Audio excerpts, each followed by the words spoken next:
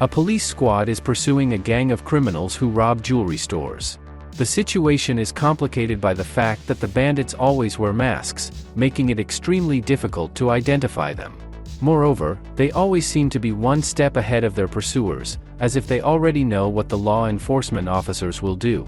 The explanation lies in the fact that the gang leader, Lu Yan, is a former police officer who became disillusioned with the people he was supposed to protect and decided to only think about himself. It's well known that Chinese cinema operates under one of the strictest censorship systems in the world, limiting creators in a wide range of topics.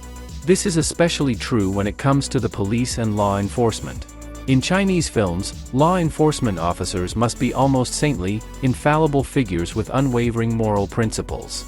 Nevertheless, the creators of what seems like a run-of-the-mill police detective film, Fierce Hunt, somehow managed to subtly question this dogma. In principle, the fact that the main antagonist, Lu Yan, is a former police officer is only half the problem. The most nuanced aspect of Fierce Hunt is that while the filmmakers don't justify his actions, they also don't demonize him.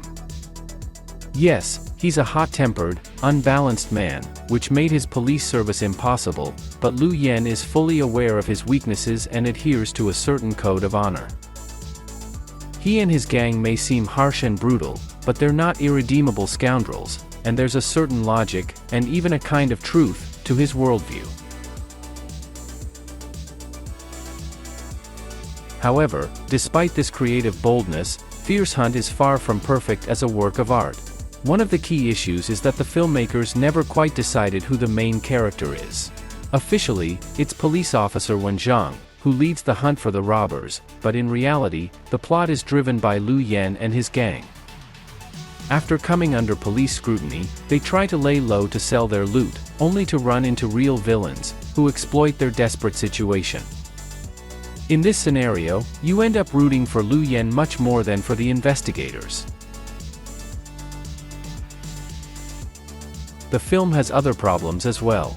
For example, the creators inexplicably decided to stretch the runtime to an hour and a half, largely by including a deeply secondary character, a petty scoundrel named Zhao, who has no impact on the main plot but constantly lingers on the periphery.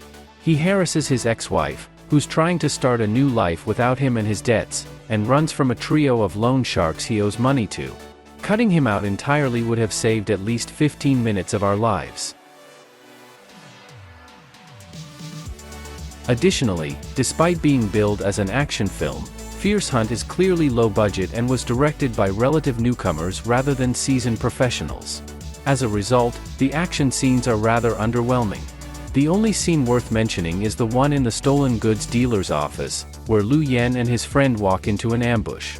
While it's not particularly spectacular, it at least feels more energetic than the rest of the film's action sequences.